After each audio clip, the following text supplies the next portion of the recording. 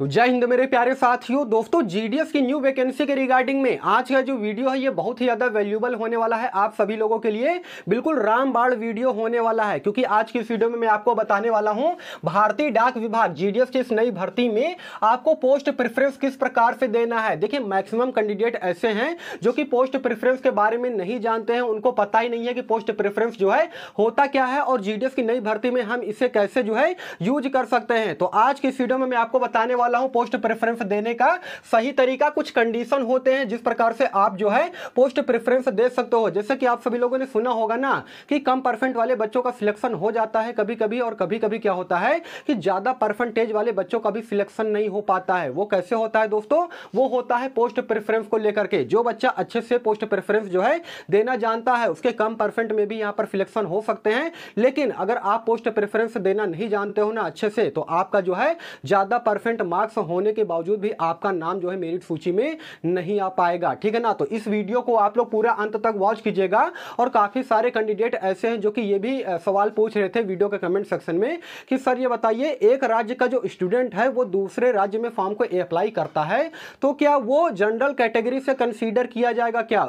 इसको लेकर के भी मैं आपको आज के इस वीडियो में जवाब देने वाला हूं। तो वीडियो को आप लोग बिल्कुल अंत तक वॉच कीजिएगा। और चैनल पे अगर आप सभी लोग पहली बार या फिर नए हो तो चैनल को जरूर सब्सक्राइब कीजिएगा इसी प्रकार के गवर्नमेंट जॉब के मोर अपडेट के लिए। दोस्तों, इतनी सारी मेहनत के लिए मैं आपसे कुछ भी नहीं मांगता हूं, बस वीडियो को एक लाइक जरूर कर देना यार, और चैनल को भी जरूर सब्सक्राइब कर देना। कम से कम इस वीडियो पर 1000 लाइक्स जो है जरूर आना चाहिए। आइए बिना समय गवाए वीडियो को कंटिन्यू करते हैं। मैं बात कर रहा हूं जीडीएस की नई भर्ती के रिगार्डिंग में, जो कि जीडीएस शेड्यूल जुलाई 2024 के नाम से यह वैकेंसी आई हुई है। 44,228 बम्पर पदों पर यह भर्ती जो है आई हुई है, जिसका ऑनलाइन आवेदन दोस्तों 15 जुलाई से इसका ऑनलाइन आवेदन पूरी तरीके से स्टार्ट हो चुका है और 5 अगस्त तक इसका ऑनलाइन आवेदन जो है चलेगा। टोटल यहां पर 20 दिन का समय आपको दिया जा रहा है जीडीएस की इस नई भर्ती में ऑनलाइन आवेदन करने के लिए, जिसमें बीपीएम, एबीपीएम और डाक सेवक के पद शामिल है। इसमें किसी प्रकार का कोई भी रिटन एग्जाम नहीं होता है। सभी 23 सर्कल के मेल और फीमेल कैंडिडेट अगर आप 10वीं पास हो तो जीडीएस की इस नई भर्ती में फॉर्म को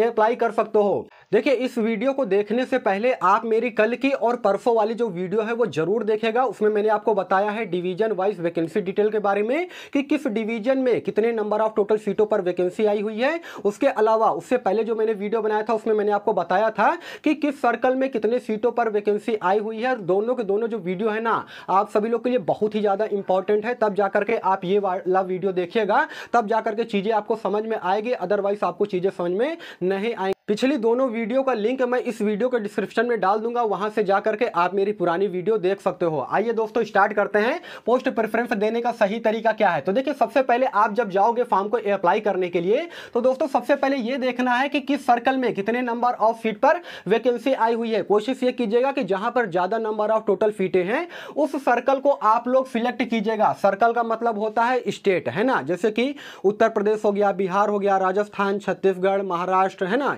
हिमाचल प्रदेश, जहां से भी आप सभी लोग फॉर्म को अप्लाई करना चाहते हो उस सर्कल को सबसे पहले आपको सिलेक्ट कर लेना है। उसके बाद क्या करना है कि सर्कल के अंतर्गत देखिए कई सारे डिवीजन आते हैं। जैसे कि अगर मैं उत्तर प्रदेश की बात करूंगा, एग्जांपल के तौर पे मैं आपको बता रहा हूं, उत्तर प्रदेश की अगर मैं बात करूंगा तो उसमें जैसे कि लखनऊ हो गया, बाराबंकी हो गया, आगरा हो गया, सहारनपुर हो गया, मेरठ हो गया, है ना, इलाहाबाद हो गया। तो मतलब कई सारे जो है डिवीजन आते हैं। और कई सारे डिवीजन के अंतर्गत होते क्या है कि कई सारे पोस्ट ऑफिस होते हैं दोस्तों। अब डिपेंड ये करता है कि जो डिवीजन जितना बड़ा होता है उसी हिसाब से उस डिवीजन में पोस्ट ऑफिस होते हैं। जैसे कि डिवीजन का जो क्षेत्रफल है अगर वो छोटा होता है तो उसमें पोस्ट ऑफिस और बीओ जो है वो कम होते हैं, और डिवीजन का क्षेत्रफल अगर बड़ा होता है तो उसके अंतर्गत जो है कई सारे पोस्ट ऑफिस और बीओ आते हैं। तो सबसे पहले आपको सर्कल जो है सिलेक्ट करना है कि मुझे कहां से फॉर्म को अप्लाई करना है। ज्यादा वैकेंसी वाले सर्कल को सिलेक्ट करना है। उसके बाद ये देखना है कि किस डिवीजन में कितने नंबर ऑफ वैकेंसी है। जहां पर ज्यादा वैकेंसी है उसे सिलेक्ट कीजिएगा। उसके बाद आपको यह देखना पड़ेगा कि आपकी कैटेगरी में आप किस कैटेगरी से बिलोंग करते हो और आपकी कैटेगरी में प्रॉपर कितने सीटों पर वैकेंसी आई हुई है। जैसे कि अगर आप जनरल, ओबीसी, है ना, ईडब्ल्यूएस, उसके अलावा एससी या फिर एसटी कैटेगरी से बिलोंग करते हो तो आपको देखना है कि आपकी कैटेगरी में कितने नंबर ऑफ टोटल सीटों पर वैकेंसी आई हुई है। उसमें आपको करना क्या है कि खुद की कैटेगरी से तो आपको फॉर्म को अप्लाई करना ही करना है, साथ में आपको जो है जनरल कैंडिडेट से भी फॉर्म को अप्लाई करना है, यानी कि यूआर कैटेगरी से भी आपको फॉर्म को अप्लाई करना है। यहां पर देखिए कुछ कंडीशन मैंने लिख रखा है जो कि मैं आपको बताऊंगा। सबसे पहले तो ये जान के चलिए कि जब जीडीएस की भर्ती में आप सभी लोग रजिस्ट्रेशन करोगे तो इसमें आपको अपनी ही कैटेगरी से रजिस्ट्रेशन करना है। जैसे कि आपकी जो मेन कैटेगरी है, आप ओबीसी कैटेगरी से बिलोंग करते हो तो रजिस्ट्रेशन आपको अपनी मेन कैटेगरी से ही रजिस्ट्रेशन करना है। ये नहीं कि आप ओबीसी से बिलोंग करते हो तो आप जो है जनरल कैटेगरी से जो है रजिस्ट्रेशन कर दिए या फिर एससी एसटी कैटेगरी से रजिस्ट्रेशन कर दिए, ऐसा बिल्कुल भी नहीं करना है, नहीं तो फॉर्म आपका पूरी तरीके से रिजेक्ट हो जाएगा। अगर आप ओबीसी कैटेगरी से बिलोंग करते हो तो ओबीसी कैटेगरी से ही आपको इसमें रजिस्ट्रेशन करना है। उसके बाद क्या करना है कि पोस्ट प्रेफरेंस देते समय उस वक्त आपको क्या करना है कि खुद की कैटेगरी से तो आपको फॉर्म को अप्लाई करना है, साथ में जनरल कैटेगरी से भी आपको फॉर्म को अप्लाई कर देना है। एग्जांपल के तौर पे मैं यहां पर आपको समझा रहा हूं, जैसे कि कोई बंदा एससी कैटेगरी से बिलोंग करता है, और देखिए इस चीज को आप लोग बिल्कुल अच्छे से समझिएगा, ये सारी चीजें आपको यूट्यूब पर कोई भी नहीं बताएगा, ये बहुत ही इंपॉर्टेंट चीज मैं आपको बता रहा हूं, ठीक है ना। वीडियो को बिल्कुल अच्छी तरीके से देखिएगा। जैसे कि कोई भी बंदा है वो एससी कैटेगरी से बिलोंग करता है और उसके कैटेगरी में नंबर ऑफ वैकेंसी की अगर मैं बात करूंगा तो 200 सीटें हैं। वहीं पर यूआर कैटेगरी की अगर मैं बात करूंगा तो 600 सीटें हैं। जिस डिवीजन से वो फॉर्म को अप्लाई करना चाहता है तो वो बंदा क्या कर सकता है कि अपनी कैटेगरी यानी कि एससी कैटेगरी से तो फॉर्म को अप्लाई करेगा जहां पर नंबर ऑफ वैकेंसी 2 है, और साथ में यहां पर यूआर कैंडिडेट से भी यानी कि यूआर कैटेगरी से भी वो फॉर्म को अप्लाई कर सकता है। मेरी बात को ध्यान से समझिएगा।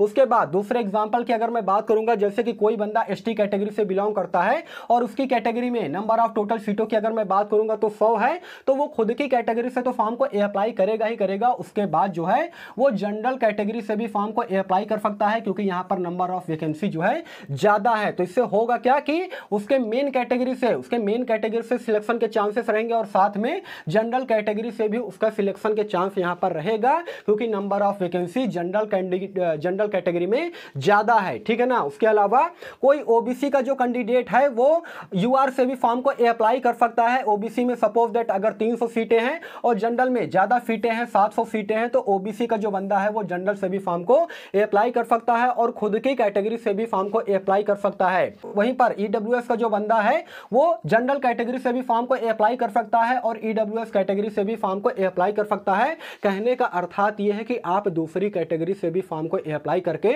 अच्छे तरीके से यहां पर पोस्ट प्रेफरेंस दे सकते हो, जिससे कि आपके सिलेक्शन का चांस जो है बढ़ जाएगा। जैसे कि अगर आपकी कैटेगरी में नंबर ऑफ वैकेंसी कम है और जनरल कैटेगरी में नंबर ऑफ टोटल सीटें ज्यादा हैं, तो अगर आपकी कैटेगरी में नंबर ऑफ वैकेंसी पूरी फुल हो जाती है तो जनरल कैंडिडेट से जनरल कैटेगरी से आपको मौका मिलेगा कि जनरल कैटेगरी में आपका सिलेक्शन जो है हो जाएगा। और पीडब्ल्यूडी के लिए देखिए मैं कहना चाहूंगा उनको जो है सेम कैटेगरी से फॉर्म को अप्लाई करना है, क्योंकि उनके लिए वैकेंसी अलग निकलती है। तो उनको क्या करना है कि उनको दूसरे कैटेगरी से फॉर्म को अप्लाई नहीं करना है। ये नहीं कि पीडब्ल्यूडी है तो मैं जनरल से एससी एसटी से फॉर्म को अप्लाई कर दूं, ऐसा बिल्कुल भी नहीं है।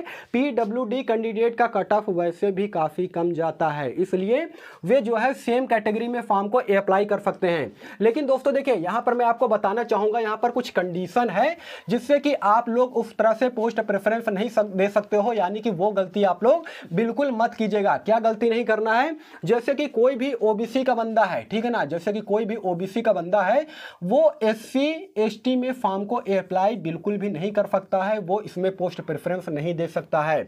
या फिर कोई एससी या फिर एसटी कैटेगरी वाला जो बंदा है वो अगर चाहता है कि ओबीसी से फॉर्म को अप्लाई कर दे तो वो ओबीसी से फॉर्म को अप्लाई नहीं कर सकता है। पूरी तरीके से फॉर्म गलत हो जाएगा और हो सकता है कि फॉर्म रिजेक्ट भी हो जाए, इसलिए ये गलती मत कीजिएगा जो मैं आपको बता रहा हूं, ठीक है ना। उसके अलावा कोई अगर जनरल कैंडिडेट का बंदा है वो अगर चाहता है कि एससी एसटी या फिर ओबीसी कैटेगरी से मैं फॉर्म को अप्लाई कर दूं तो वो बिल्कुल भी नहीं कर सकता है। जनरल कैंडिडेट वाला बंदा केवल जनरल कैंडिडेट से ही फॉर्म को अप्लाई कर सकता है, और ओबीसी वाला जो बंदा है वो केवल ओबीसी में तो फॉर्म को अप्लाई करेगा और साथ में जनरल कैंडिडेट बनकर के फॉर्म को अप्लाई करेंगे, यानी कि उसके पास 2 ऑप्शन है कि वो इस तरह से पोस्ट प्रेफरेंस को दे सकता है। उम्मीद करता हूं कि ये सारी चीजें आपको समझ में आ रही होंगी। उसके अलावा दोस्तों एक और कैटेगरी बचती है ईडब्ल्यूएस। ईडब्ल्यूएस ईडब्ल्यूएस कैटेगरी वाला जो बंदा है वो ईडब्ल्यूएस में फॉर्म तो अप्लाई करेगा, उसके अलावा एससी, एसटी और ओबीसी कैटेगरी से फॉर्म को बिल्कुल भी अप्लाई नहीं कर सकता है।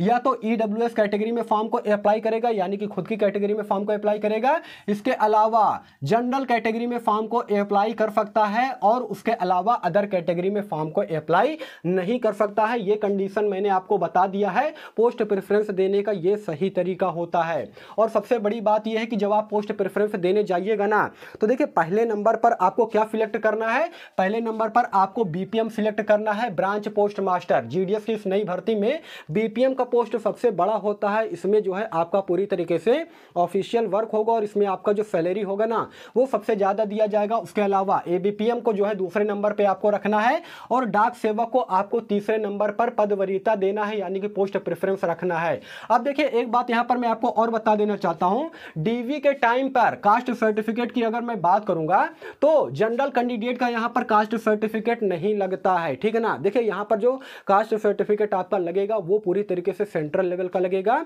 स्टेट लेवल का कास्ट सर्टिफिकेट यहां पर बिल्कुल भी नहीं चलेगा। लेकिन जनरल कैंडिडेट का कास्ट सर्टिफिकेट नहीं लगता है। सपोज दैट अगर आप एससी से फॉर्म को अप्लाई किए हो, एससी से फॉर्म को अप्लाई किए हो यूआर में, तो आपका यहां पर एससी कैटेगरी का आपका कास्ट सर्टिफिकेट देखा जाएगा। ओबीसी का जो बंदा है वो अगर यूआर कैंडिडेट से फॉर्म को अप्लाई करता है तो यूआर का यहां पर कास्ट सर्टिफिकेट तो लगता नहीं है, तो यहां पर आपका जो है ओबीसी कैटेगरी का जो है आपका कास्ट सर्टिफिकेट देखा जाएगा, वो भी सेंट्रल लेवल का।